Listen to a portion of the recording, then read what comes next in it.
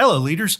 Welcome to Run to Your Leadership Challenges, the daily show that provides tips and techniques to help you navigate the leadership challenges you face every day.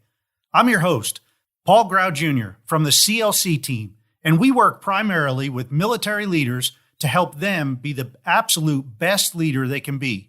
Our primary goal here is to help you lead from your very best self. Because let's face it, everyone deserves a great leader. So let's jump right into today's topic. So today I want to talk about quiet firing again. I briefly mentioned it a little bit on Monday.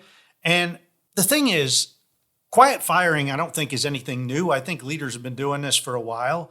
And I think some are intentional, some are unintentional. As I mentioned on Monday, some leaders just really care about their people and it's hard for them to fire them. So they just kind of start distancing themselves from that particular employee or team member. And eventually that team member may quit, or that's what the leader kind of hopes for. But I read an article in Gallup last week, and this article talked about how much this trend continues. And it talks about how many companies are losing a lot of their best employees. And when your best employees, or actually when any employees quit, it costs a lot of money to replace them. And when your best employees quit because they start seeing leaders not disciplining the bad employees, and it kind of just ticks them off. They get fed up and they quit. So according to this Gallup article I read on quiet firing, their research consistently shows how important professional development is and how it greatly influences the likelihood of employees staying with an organization. Now, with quiet firing, that's what leaders kind of do. They kind of hold back on the professional development with some of the people that they want to quiet fire. The problem happens when the leaders basically shut down all professional development, not only for the bad employees, but also for the great employees too. Now, only 37% of managers agree that their organization actually invests in the employees' development. And only 25% of employees agree that their manager invests in their professional development. And that could be the manager or leader's time. It could be budget by sending them to training. It could be anything, but 25% of employees agree that their manager invests. That's it. That means that 75% disagree with the fact that their managers are investing in their professional development. Now, these are some sad numbers, and it just goes along with the data that I've seen over the last 5-10 years that show that only 30% of leaders have the actual adequate training and development they need to successfully perform the duties and responsibilities of their position. Now, 30% say they get adequate training and development. 70% say they don't, say that they are not trained and developed to actually even do their job. That is extremely sad. Now, this Gallup article also talked about hybrid and fully remote workers who are under 35. And they said the amount of people who actually agree that someone encourages their development at work has dropped by 12 points in the last 3 years.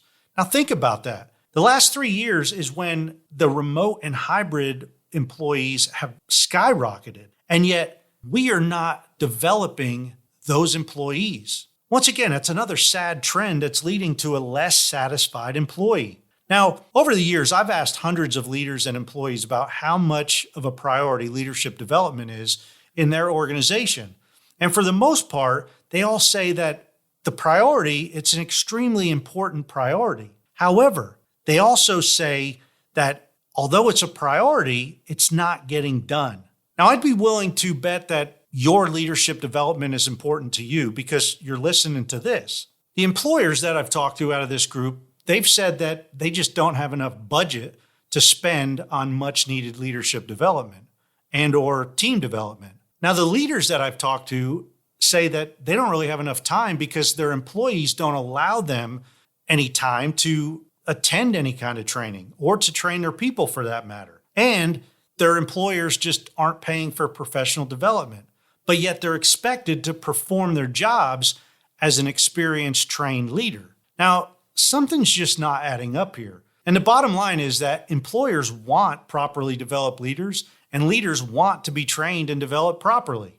Now, in lieu of all that, here at the CLC team, we have created a program that meets both the needs of the employers and the wants of the leaders. It's a budget-friendly development program that a leader can easily afford to pay for by themselves if they have to, and it gives leaders the quality training and development that they want and need. And it's convenient for their limited time constraints as they get to apply what they learn on the job. So they're actually applying the stuff that they learn immediately. I'm not saying this to promote our program here at the CLC team, because it really doesn't matter where leaders are getting trained as long as they're getting trained somewhere. They just need that proper training. If you have ever worked for an untrained leader, you know how desperate of a situation this is. I'd love to hear your comments and suggestions to how you think is the best way for you to get or for your leaders to get the proper training they need. I mean, is it OJT? Is that adequate enough? Do they need to go to a specific leadership development class or conference? Do they need to be enrolled in a DIY self-help program? Please let me know. I really respect your thoughts and opinions, as you are who I really want to ensure gets the proper training that you want and you need. Hey, as always, thank you for listening. So we have some big things going on here with our online membership group for leaders. It's actually growing, and we're adding a new group specifically for military leaders. Now, we're still working out all the details and bonuses that will be included. But for now, please help us spread the word. This group will be a place where military leaders can learn new skills, refine older skills, and have deep discussions with like-minded leaders who actually get exactly where other military leaders are coming from. We're going to tap into everyone's expertise, and the group members will help bring out the very best in each other. So keep tuned in, and please be sure to let any military leader that you know about this group, and that will be up and running very, very soon. This is going to be different than any other leadership development group out there. So be ready and, man, get excited. Hey, that's it for today. And until tomorrow, run to your challenges.